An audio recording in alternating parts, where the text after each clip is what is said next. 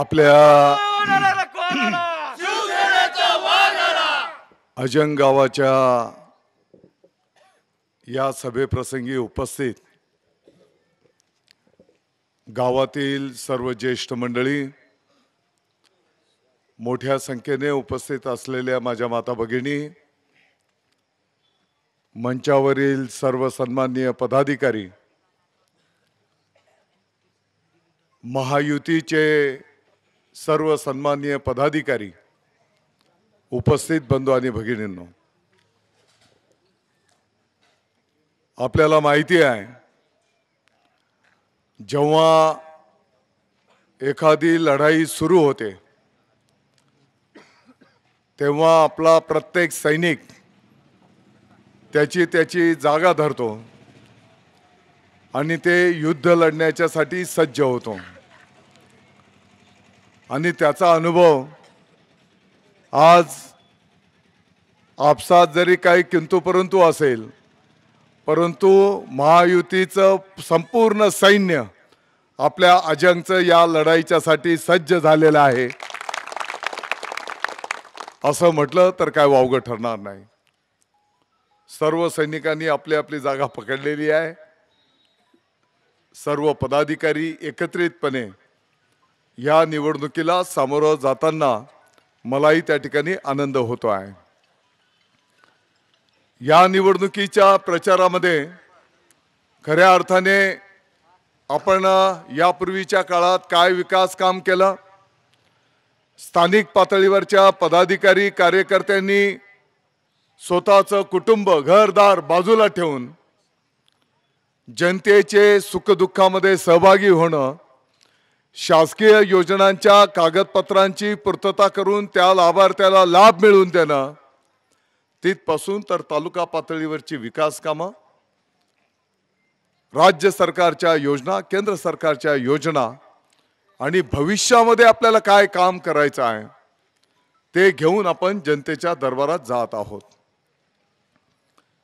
मला वाटतं गावाचे आशीर्वाद घेण्याच्यासाठी मी एकदा येऊन गेलो, आपण सर्वांनी चर्चा केली आणि मागच्या काही वर्षांपूर्वी पण मी बोललो होतो की येणाऱ्या काळामध्ये सर्वात जास्त विकासाचं केंद्रबिंदू जे असेल तर ते अजंगचा परिसर असणार आहे।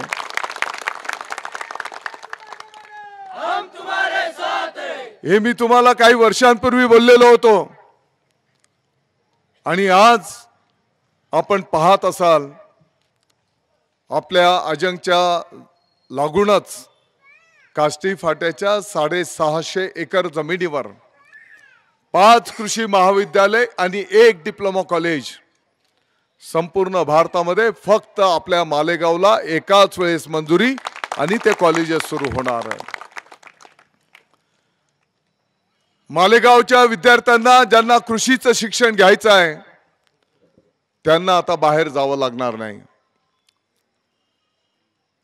उलट संपूर्ण महाराष्ट्रातून हजारोच्या संख्येने कृषी शिक्षणाच्यासाठी विद्यार्थी आपल्या मालेगावला येतील। शेकडोच्या संख्येने स्टाफ असणार आहे, शेकडोच्या संख्येने तिथे लोकांना छोटा मोठा रोजगार मिळणार आहे। मालेगावच्या शेतकऱ्यांची प्रगती झाली पाहिजे, महाराष्ट्राच्या शेतकऱ्यांची प्रगती झाली पाहिजे आणि म्हणून संशोधनाच्या माध्यमातून नवीन नवीन जे वाहन बियाणं असेल, रोपं असतील, जीवाणू खतं असतील आणि शेतकऱ्यांच्या प्रगतीसाठी मार्गदर्शन आपल्या या कृषी पंढरीच्या माध्यमातून छत्रपती शिवाजी महाराज कृषी विज्ञान संकुल या कृषी पंढरीच्या माध्यमातून त्या ठिकाणी संपन्न होणार आहे। एकंदरीत काय मी आज तुम्हाला परत एकदा सांगतो, येणाऱ्या 2-5 वर्षामध्ये मालेगावच्या विकासाचा जो इतिहास लिहिला जाईल त्यामध्ये हे कृषी पंढरीचं एक महत्त्वाचं योगदान असणार आहे, एवढंच मी आजच्या दिवसाच्या निमित्ताने सांगतो। साधी सरळ गोष्ट आहे, हजारो संख्येने विद्यार्थी, शेकडोच्या संख्येने स्टाफ महाराष्ट्रातले लाखो शेतकरी, त्यांचं कुटुंब, त्यांचं नातेवाईक, त्यांचा मित्र परिवार आपल्या मालेगावला जोडला जाणार आहे। आपल्या मालेगावच्या लोढा मार्केटच्या शेजारी महिला व बाल रुग्णालय, किती लोकांनी पाहिलं जरा हात वर करा। ताई पाहिलं हॉस्पिटल कसं आहे? सर्व सुविधा आहेत बरोबर। महिलांच्या संदर्भातला कुठलाही आजार असेल त्या महिलांची तपासणी करणं, त्यांच्यावर उपचार करणं, गोळ्या औषध उपलब्ध करून देणं, ऑपरेशनची गरज असेल तर ऑपरेशन सुद्धा मोफत आपल्या त्या महिला रुग्णालयामध्ये संपन्न होणार आहे। मला वाटतं मागच्या 18 तारखेला उद्घाटन झालंय आणि डॉक्टर साहेब या 1-2 दिवसामध्ये महिला डिलिव्हरीचा आकडा 1000ला पार करणार आहे। पूर्वी तिथे 40 खाटांचं हॉस्पिटल होतं, जागा पुरायची नाही म्हणून नवीन आपण 100 खाटांचं हॉस्पिटल बांधलंय। तिथे जे ऑपरेशन थिएटर आहे, ज्या पद्धतीने मुंबईच्या मोठ्या हॉस्पिटलमध्ये ऑपरेशन थिएटर असतात त्या पातळीवरचं ऑपरेशन थिएटर आपल्या मालेगावच्या माय भगिनींच्या सेवेमध्ये आपण त्या ठिकाणी रुजू केलेला आहे। जी महिला डिलिव्हरीला ऍडमिट असेल त्याच्या भोजनाची सुद्धा जबाबदारी सरकारची आहे। जेव्हा बाळंतीण डिस्चार्ज करायचा आहे त्यांना घरापर्यंत सुखरूप सोडणं ही सुद्धा जबाबदारी सरकारची आहे। आपल्याला माहिती असेल पहिले लहान बाळाचं वजन जर कमी असलं तर त्या बाळाला काचेच्या पेटीत दुसऱ्या दवाखान्यात ऍडमिट करावं लागायचं। आई कुठे आणि बाळ कुठे? आता बाळाची सुद्धा व्यवस्था त्याच हॉस्पिटलमध्ये करण्यात आलेली आहे। आई पण तिथं राहील आणि बाळ पण तिथं राहणार आहे। या हॉस्पिटलमध्ये आमच्या एखाद्या आईला, आमच्या एखाद्या बहिणीला जर रक्ताची गरज पडली तर ते रक्त मोफत उपलब्ध करून देण्याची जबाबदारी आपल्या शिवसेनेने स्वीकारलेली आहे। 1 रुपयामध्ये पीक विमा योजना संपूर्ण भारतातलं महाराष्ट्र हे एकमेव राज्य आहे। किती शेतकऱ्यांना पीक विमा नुकसान भरपाई मिळाली जरा हात वर करा। बरोबर?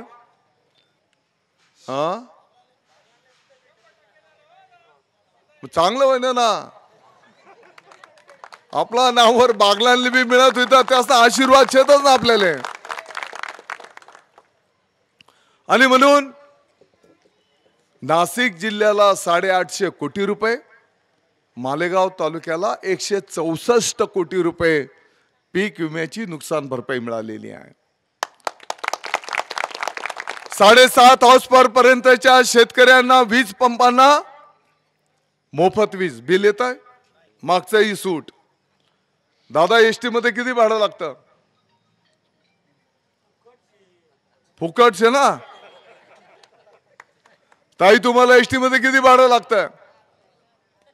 अर्ध तिकीट। मुख्यमंत्री माझी लाडकी बहीण योजना, किती बहिणींना पैसे मिळाले जरा हात वर करा।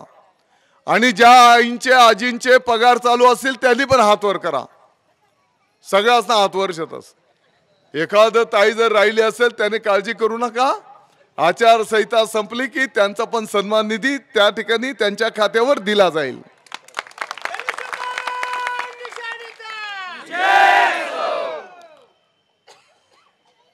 संजय गांधी निराधार योजना, 65 वर्षाच्या वरचे आमचे आई वडील, विधवा बहिणी, दिव्यांग अपंग लोक, पहिले यांना 1000 रुपये पगार मिळायचा। मुख्यमंत्री महोदय एकनाथजी शिंदे साहेबांचं सरकार आल्याच्या नंतर 1000 चे 1500 रुपये करण्यात आले। काही तालुक्यांमध्ये 2-3 हजार, काही तालुक्यांमध्ये 5-7 हजार, काही तालुक्यांमध्ये जास्तीत जास्त 8-9 हजार लोकांचे पगार चालू आहेत. आपल्या मालेगावला किती लोकांचे पगार चालू आहेत? आपल्या मालेगावला शहर आणि तालुका जर धरला 71,000 लोकांचे पगार चालू आहेत. 71,000 लोकांचे पगार चालू आहेत. लाडक्या बहिणीचे 2,25,000 बहिणींच्या खात्यावर दर महिन्याला 1,500 रुपये वर्ग करण्यात आलेले आहेत. किती पैसे आले खात्यावर? किती डॉक्टर साहेब? 7,500. मुख्यमंत्री महोदयांनी ते पैसे कोणासाठी पाठवले? लाडक्या बहिणींना. आणि हिशोब कोण ठेवतोय? लाडका भाऊ. लाडक्या बहिणींचे मोबाईल आता लाडक्या दाजींकडे आहेत. ते पाहतात पैसे आले का, पैसे पडले का. आणि ज्या दिवशी पैसे पडले की घरात गोड बोलायला लागतात, आहे का नाही? पैसे पडले की घरात गोड बोलायला लागतात आणि मग हळूच सांगतात, चल मोटरसायकलवर बैस, बँकात जावा नशे. पहिले ताई तुम्हाला घर खर्चासाठी 500 रुपये यांच्याकडे मागावे लागायचे. 500 मागितले तर हे 100-200 रुपये द्यायचे.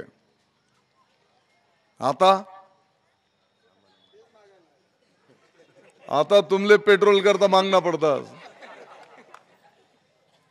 चेष्टा मस्करीचा भाग बाजूला ठेवून योजना वाईट आहे? योजना वाईट आहे? मंत्रालयातनं पैसे निघतात आणि थेट अकाउंटवर खात्यावर जातात. काही भ्रष्टाचार आहे? विरोधी पक्षाला हे सहन होत नाही. विरोधी पक्ष माननीय हायकोर्ट मध्ये गेला, या योजनेला स्टे द्या, ही योजना बंद करा. कालपर्यंत बोलत होते आमचं सरकार आलं की योजना बंद करू. आता बोलतात आमचं सरकार आलं की आम्ही 3,000 रुपये देऊ. अरे 50-60 वर्ष तुम्ही सत्ता भोगली, तेव्हा तुम्हाला बहिणी दिसल्या नाहीत, 1 रुपया दिला नाही. आणि आता संपूर्ण महाराष्ट्राच्या 2.5 कोटी बहिणी महायुतीला आशीर्वाद द्यायला घेत आहेत, तर आता यांना 3,000 रुपये आठवले. हे योजना रद्द करायला निघाले. आणि दुसरीकडे मुख्यमंत्री महोदय, उपमुख्यमंत्री महोदयांनी निर्णय केला, आता 1,500 रुपयाच्या जागेवर तुम्हाला 2,100 रुपये दिले जाणार आहेत. संजय गांधी निराधारचा पगार 1,500 रुपये जो चालू आहे, तो पुढच्या काळामध्ये 2,100 रुपये दिले जाणार आहे. पीएम किसान 4-5 दिवसापूर्वी आदरणीय पंतप्रधान नरेंद्र मोदी साहेब धुळ्याला आले होते. धुळ्याच्या भाषणामध्ये आपण टीव्हीवर पाहिलं असेल, पंतप्रधान नरेंद्र मोदी साहेबांनी घोषणा केली, जे केंद्राचे 6,000 रुपये शेतकऱ्यांच्या खात्यावर मिळतात, राज्याचे नमो शेतकरी 6,000 रुपये शेतकऱ्यांच्या खात्यावर जातात, 12,000 रुपये. पंतप्रधान महोदयांनी घोषणा केली 12,000चे आता 15,000 रुपये शेतकऱ्यांना दिले जाणार आहेत. 7.5 हॉर्स पॉवर पर्यंतच्या शेतकऱ्यांना वीज पंप मोफत. नानाजी देशमुख कृषी संजीवनी प्रकल्प पोकरा योजना, या योजनेच्या माध्यमातून कोण शेतकऱ्याला विहीर पाहिजे, शेततळ करायचंय, फळबाग लागवड करायची, ड्रिप करायचं आहे, शेडनेट करायचं आहे, पॉली हाऊस करायचं आहे, ट्रॅक्टर घ्यायचं आहे, अवजारे घ्यायचे आहेत, 80-90% सबसिडी. माननीय देवेंद्रजी फडणवीस साहेब मुख्यमंत्री असताना मागच्या पंचवार्षिकला त्यांनी योजना आणली होती 6 वर्षाच्या साठी 6,000 कोटी. टप्पा 1 आता टप्पा 2 आपल्या सरकारने सुरू केला पुढच्या 6 वर्षांच्यासाठी। टप्पा 2 सुरू करताना जागतिक बँकेच्या अटी शर्ती होत्या। टप्पा 1 मधले गाव तुम्हाला परत घेता येणार नाही। मागच्या टप्पा 1 मध्ये आपल्याकडे जेव्हा मालेगावला कृषी मंत्री पद होतं, 1 वर्षभर पाठपुरावा करून आपण मालेगाव तालुका त्या योजनेत बसवला होता। रेकॉर्डवर दिसत होतं की मालेगाव तालुका आहे आणि त्याच्यामुळे टप्पा 2 मध्ये मालेगाव तालुका बसत नव्हता। मला आपल्याला सगळ्यांना सर्व शेतकऱ्यांना पोकरा योजनेचा लाभ घेता येणार आहे। खूप योजना मी सांगू शकतो, 4 तास बोलू शकतो, परंतु आता पुढे करजगव्हाण आणि नंतर सोयगाव 9 मध्ये मीटिंग आहे।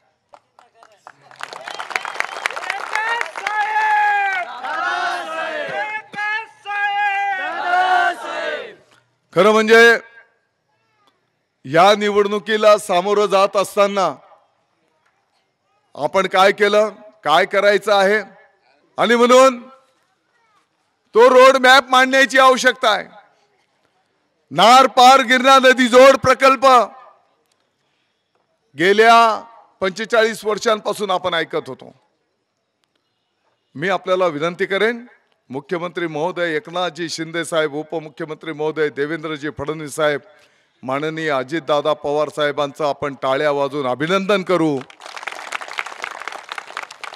7,500 कोटींच्या या प्रकल्पाला त्यांनी मान्यता दिली आणि नुसती मान्यता दिली नाही तर काही कामांचं सर्वेक्षण आणि काही काम प्रत्यक्ष सुरू करणं याचं टेंडर नोटीस निविदा सुद्धा निघालेली आहे।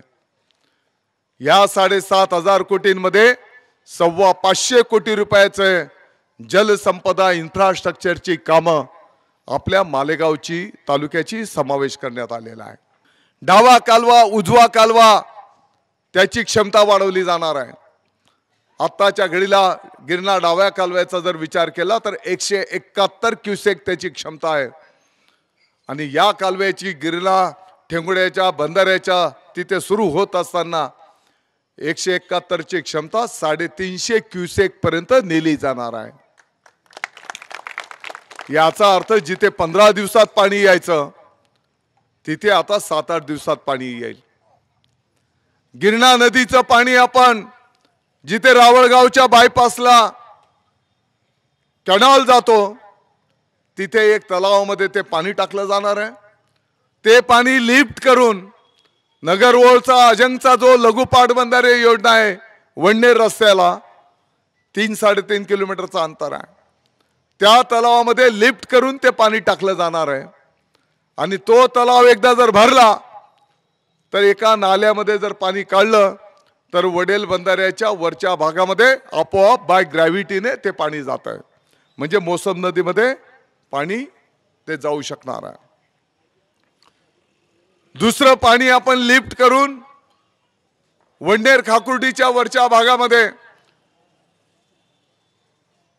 नवगाव गारेगाव पाणी पुरवठा योजनेचा जो बंधारा आहे त्या बंधाऱ्याच्या वरच्या भागामध्ये आपण पाणी टाकणार आहोत आणि तिथून परत पाणी लिफ्ट करून वळवाडीला आपण देणार आहोत आणि वळवाडीपासून संपूर्ण माळ माथ्याच्या पर्यंत ते पाणी त्या ठिकाणी शेतकऱ्यांना उपलब्ध करून दिलं जाणार आहे। आपल्याला माहिती आहे मोसम नदीमध्ये पाणी आलं की मोसमसाळ कालवा आहे, त्याच्यातनं दैकुटे लघु पाटबंधाऱ्यापर्यंत तो पाणी नेतो आणि तिथून पुढे कानोळीच्या माध्यमातून पळासदऱ्याच्या गावापर्यंत पाणी जाऊ शकणार आहे। किती पाणी उपलब्ध होणार आहे तर 10 TMC। याचा अर्थ अर्ध गिरणा डॅम किंवा 4 चनकापूरची धरणं भरतील एवढं पाणी या नारपार गिरणा नदी जोड प्रकल्पाच्या माध्यमातून उपलब्ध होणार आहे।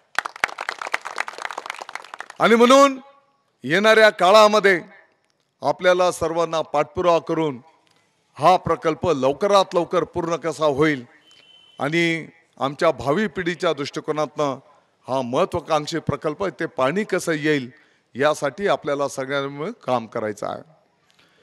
बेरोजगारांच्या हातांना काम मिळालं पाहिजे आणि म्हणून शेती महामंडळाच्या 863 एकर जमिनीवर आपण MIDC केली. मला वाटतं 5-7 कारखाने काहीतरी सुरू झाले. पाण्याचा आणि विजेची अडचण होती, ते पण प्रश्न आता सुटलेले आहेत. मला अपेक्षा आहे की येणाऱ्या 1-1.5 वर्षामध्ये कमीत कमी 50-100 कारखाने चालू होतील आणि संपूर्ण तालुक्याच्या हजारोच्या संख्येने ज्यांना कामाची गरज आहे त्यांना रोजगार त्या ठिकाणी उपलब्ध होणार आहे. आता हे सगळं काही वाईट गोष्टी आहेत. हे जे प्रकल्प मी तुमच्या समोर ठेवले, काही वाईट आहे? याच्यात काही चुकीचं काम झालंय? परंतु काही लोक बोलतात आता आजंगले MIDC काही ते शेतकरीसले मजूर मिळणार नाहीत. आता ती MIDC काय आजंगपुरती आहे? या MIDC ला पूर्ण तालुक्याचे रस्ते जोडतोय आपण. पाऊण तासाच्या आत संपूर्ण तालुका आजंग MIDC पर्यंत येऊ शकणार आहे. ज्याला काम नाही तो बिचारा तिथे कामाला जाईल. आणि म्हणून कुठल्याही गोष्टीवर खालच्या पातळीचं राजकारण करायचं.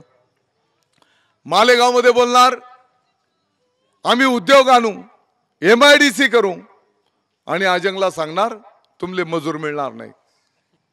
मला तर काही लोकांच्या बुद्धीची कीव करावीशी वाटते. एक बोलतो खरं म्हणजे या निवडणुकीला एक पातळीवरनं निवडणूक लढवली गेली पाहिजे होती. जसं मी सांगितलं, काय केलं, काय करायचं आहे जनतेच्या समोर ठेवायचं. जनता सगळ्यांना ओळखते. एक बोलतो दादा भुसेने मालेगाव पासून तर मुंबई पर्यंत हायवे घेऊन टाकलेला आहे. मी म्हटलं ठीक आहे, तेवढं बोलतो तर काही हरकत नाही. बोलतो दादा भुसेने दुबईला बंगला घेतला आहे, दादा भुसेने गोव्याला बंगला घेतलेला आहे. अरे तुम्ही रातले बसल्यानंतर तुमले फक्त गोवा आणि दुबईच दिसस, गोवा आणि दुबईच दिसस, तर तुमच्या डोक्यात तेच राहणार आहे. दुसरं काय सुचणार आहे तुम्हाला? एक महाशय बोलले, चंदू आहे का? चंदू पुढे. म्हणजे पातळी किती खाली असू शकते. कधीतरी चंदूला काहीतरी कुठे थोडीफार मदत केली असेल तर तुम्ही जाहीर जनतेमध्ये इज्जत काढता. अरे त्या चंदूने तुमच्या करता 100 गोष्टी केल्या, त्याची लाज शरम वाटत नाही? शिवाजी जय भवानी, जय शिवाजी जय भवानी. त्या चंदूने तुमच्या करता 15-20 वर्ष आई पत्रक वाटी है, आई यादी गी जाय, आई मार्केट ना अमुक कर, मार्केट ना ढमुक कर. त्यावेळी चंदू गोड लागत होता. आणि काय जाहीर सभेमधनं मला वाटतं शरम वाटायला पाहिजे. प्रचार काय चालू आहे? 10 वर्षापूर्वी तुले ताप होता, मग मी तुले पावाले म्हणतो, आणि पावाले म्हणतो तर पार्लेजी ना बिस्किट पुडा घेऊन तू हा उपाय फोटो. आता हा काय प्रचाराचा मुद्दा आहे? एवढ्या पिशव्या बरी जर मला फोटो शेतास, म्हणजे त्या पार्लेजीचा सुद्धा तुम्ही फोटो काढता. तुम्ही कोण सुख दुखले जातात नाही? कोण नातेवाईक मित्र परिवाराकडे काही सुख दुख राहिलं तुम्ही जात नाही? मग तुम्ही फोटो काढून ठेवता. काय प्रचार चाललेला आहे? 2 दिवसापूर्वी आमचा तो नितीन, एवढासा जीव आहे त्याचा, हा, कालची गोष्ट आहे. हा, त्याला काही मोटरसायकल वाल्यांनी अडवलं भवानी टेकडी जवळ आणि त्याला मारहाण करायचा प्रयत्न केला. मी तर कामाला डिपार्टमेंटला लावलेला आहे आणि तुम्ही जर एवढे दादा आहेत ना मारहाण करणारे, तुझ्या बापाच्या पोटचा असशील तर तोंड झाकून काय तू उघडा ये, तुला दाखवतो मी. जय शिवाजी, जय भवानी. या तालुक्यामध्ये दहशत निर्माण करायची, 2 नंबरी धंदे चालू करायचे, कोणाला गुटखा विकायचा आहे, कोणाला दारू विकायची आहे, कोणाला क्लब चालवायचे आहेत, कोणाला मोबाईल चोरांच्या टोळ्या पोसायच्या आहेत. मालेगाव मध्ये मी हे बिलकुल होऊ देणार नाही, काही झालं तरी होऊ देणार नाही. आणि म्हणून त्यांच्या पोटात दुखतंय. आणि हे जे 2 उमेदवार आहेत ना, त्यांची नुरा कुस्ती चालू आहे. WWF पाहिलंय ना, WWF. तू असं कर, मी असं करतो. स्पॉन्सर्ड केलं जात आहे.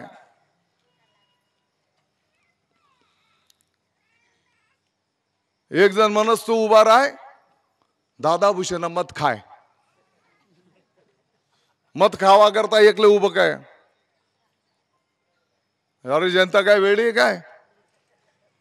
तुला वाटत तू फार हुशार छे, जनता आपला 100 पट हुशार छे. मत खाण्यासाठी उभं केलं. तो काय बोलतो दुसरा, आमले तर माहित छे आम्ही पडणार शेत, आमने डिपॉझिट जमा होणार छे.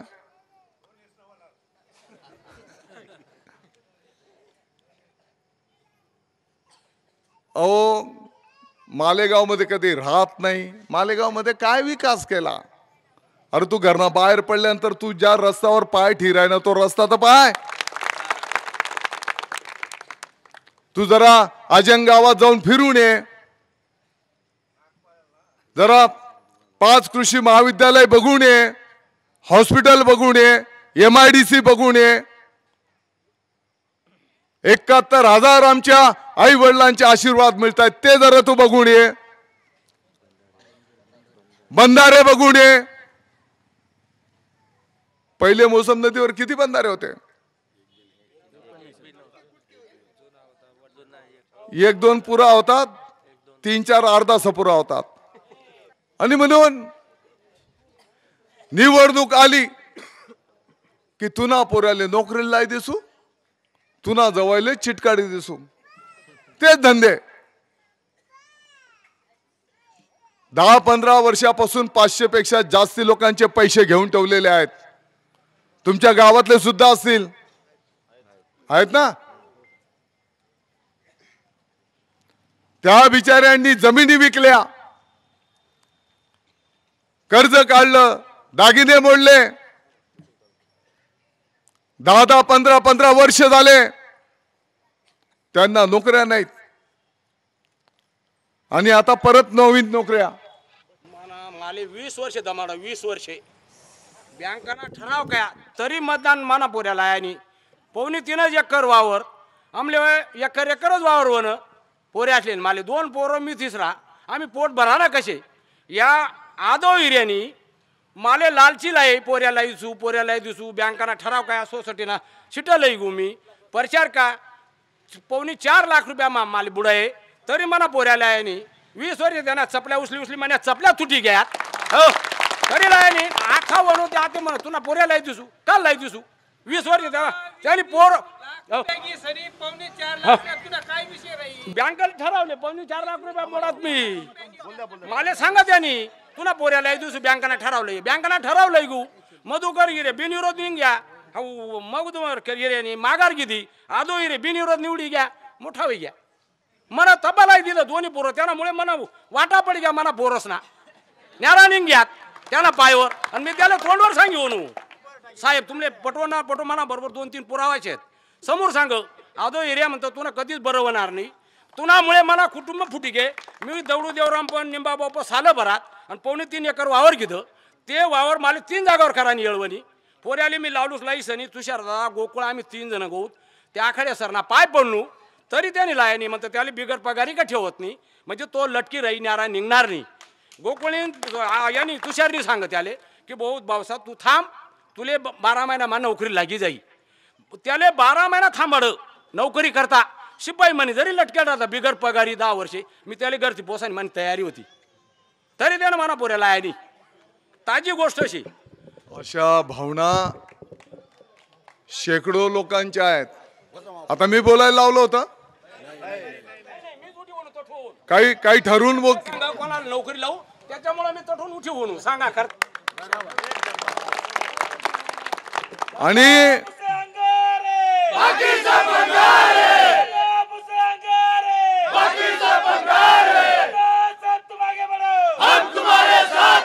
आणि हे जे शाप आहेत ना हे शाप ज्याने हे कृत्य केलेले त्याला भोगावे लागतील त्याला भरावे लागतील शेतकऱ्यांची बँक शेतकऱ्यांची एनडीसीसी बँक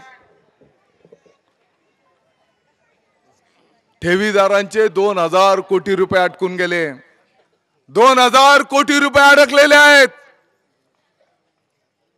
शेतकऱ्याने कष्टाने पीक काढलं आलेली विक्री केल्याच्या नंतर जे रक्कम आली ती बँकेत ठेवली 10 वर्ष झाले त्याचे कष्टाचे पैसे त्याला मिळत नाही कोणी आयुष्यभर नोकरी केली त्याच्या रिटायरमेंटचे फंड मिळाले त्या फंडचा पैसा बँकेत ठेवला त्याचा पैसा त्याला मिळत नाही काही पतसंस्थांचे पैसे बँकेत ते पैसे त्यांना मिळत नाही काही ग्रामपंचायतीचे पैसे बँकेत अटकून गेले ते पैसे ग्रामपंचायतला मिळत नाही आणि यांना लाज शरम वाटायला पाहिजे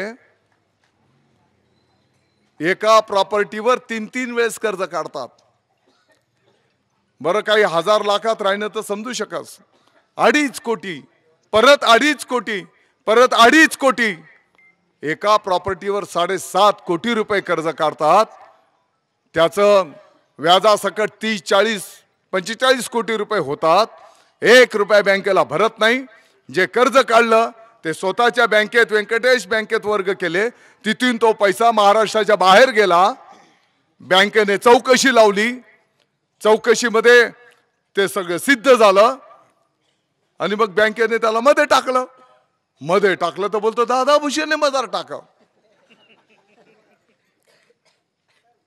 ना लाज ना शरम पैसे घेतले ना दादा भुसेने सांगितलं होतं पैसे घे आणि पैसे जर घेतले तर तुमच्या हजारो कोटीच्या प्रॉपर्टी आहेत ते पैसे भरायला नको पैसे कोणी भरायचे आज असा तळतळाट मिळतोय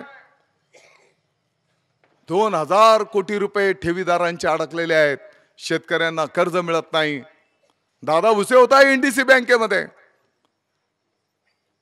शेतकी संघ जिथे शेतकरी बैलगाडी सोडायचे भाकर खायचे तिथं पाय ठेवायला शेतकऱ्यांना जागा राहिली नाही दादा भुसे होता तिथे आता मार्केट कमिटी मधार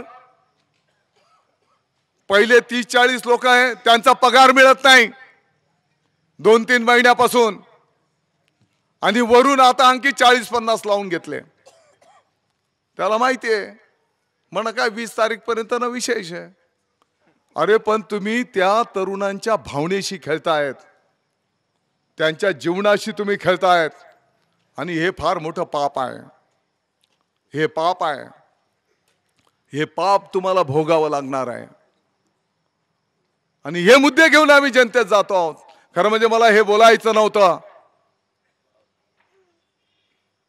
तुम्ही माझा वडिलांचा खालच्या पातळीवरनं उल्लेख करता.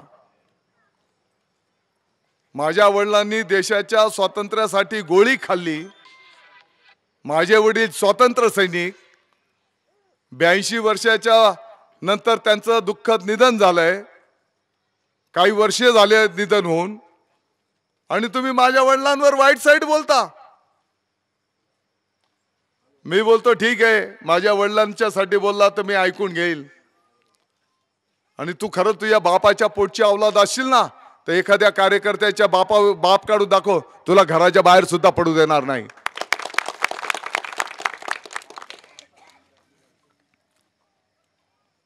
मालेगावात राहायचं नाही. निवडणुका आल्या की किडे पाडायला यायचे. मग ती ग्रामपंचायतची निवडणूक असू दे का सोसायटीची निवडणूक असू दे,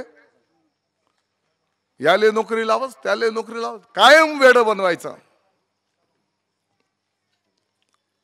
आणि म्हणून मी तुम्हाला विनंती करायला आलोय, समोरच्यांची नुरा कुस्ती चालू आहे, WWF. आणि जशी 20 तारीख जवळ येईल ना, तसे तसे आणखी अफवा पसरवतील, खोटं नाटं बोलतील. आपल्या डोकांना बाहेरल्या कल्पना येतील त्याचा डोकात. कुठे सांगितलं? आता सोनाना मनी वाटणार शेतमध्ये. कुठे? इथे सांगितलं होतं. म्हणजे ज्या आमच्या लाडक्या बहिणी आहेत ना, त्यांच्यामध्ये संभ्रम निर्माण झाला पाहिजे. ही तर त्यांची नीच पातळी आहे. त्यांचं एवढं डोकं चालतं. एका गावामध्ये भाषण करत होता आणि बोलता बोलता त्याचं जीभ घसरली. तर त्या गावाने सांगितलं की आमच्या गावामध्ये असं चुकीचं बोलायचं नाही. लोकशाही प्रक्रिया म्हणून आम्ही तुम्हाला बोलू देत होतो, परंतु तुम्ही असं खालच्या पातळीवरनं बोलत असाल तर आमच्या गावात असं चालत नाही. आणि असंही आमचं गाव 90% धनुष्यबाणाला मतदान करणार आहे. तरी लापटपणानं किती कळस राहस. बोलतो काय? ठीक आहे, तुम्ही धनुष्यबाणाला मतदान करणार आहेत ना, मग तुम्ही एक धनुष्य बांधले द्या आणि एक माले द्या. आता 2 मतं असता का? एकच मतदान आहे. हा, खरं बोल रहा ना तुम्ही.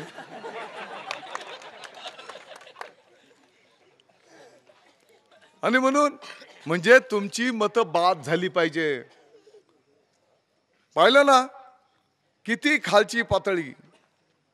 तुमची मतं बाद झाली पाहिजे. याचं काम पहाटे 4:30 वाजता तुमच्या एका फोनवर नाशिक मध्येच झालं. चला, दिवसभर दादा आपल्याला काय अशा शोबाजा करायच्या नाही आहेत, आहे का नाही. दिवसभर जे समोर आलं. आपलं दुकान किती वाजता चालू अस? 8 वाजता चालू आहे असा, आहे का नाही. सकाळी 8 वाजेपासून तर रात्री 10-11 वाजेपर्यंत जो पण कोण आला त्याचा प्रश्न कसा सुटेल ते आपण पाहतो. दादा भुसे मंत्री तुमच्या आशीर्वादाने झाला, त्याच्यात काही फरक पडला? काही सुखदुःखामध्ये कमी झालाय? 4 दिवस पुढे मागे झालं असेल. आता काही लोक दारवर जावायला लागतात. आता बैल मरी गया म्हणे, कुठे ती बातमी होती तर तिथे बी पावायला गया. 20 तारीख पर्यंत 20 तारीख पर्यंत तर काय बी करते. आणि 20 ना नंतर 52 बीर, तू कोण आणि मी कोण. आणि म्हणून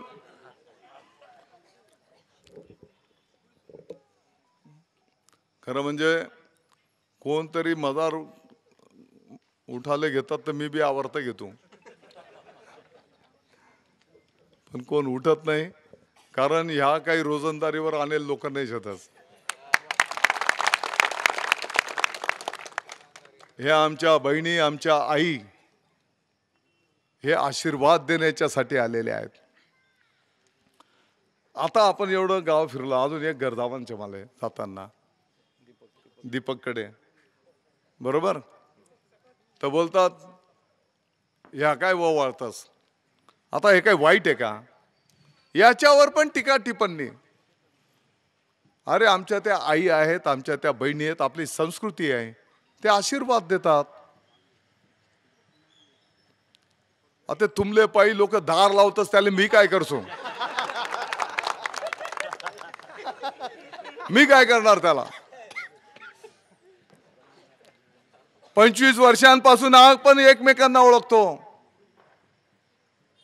दादा भुसे कसा वागतो, कसा चालतो, कसा बोलतो, कुठे पाहतो, कसा पाहतो, आहे का नाही? दिवसा काय करतो, रात्री काय करतो, समाजाचं लक्ष असतं. नुसतं नौटंकी करून होत नाही. आणि म्हणून आता खऱ्या अर्थाने तुमच्या परीक्षेची, माझ्या परीक्षेची वेळ आहे. मालेगावच्या बाजूचे गाव बोलतात, आमले मालेगाव तालुका मजारगी घ्या. बोलताच का नाही बोलतात? बोला. बोलता की नाही बोलता? बोला. आणि मग अशा या खोट्या नौटंकीला आपण थारा देऊ नका. माझी कळकळीची विनंती आहे. आता आजंग मजार तर काय किंतु परंतु नाही राहणार. माले बी आज मस्त झोप लागणार शे.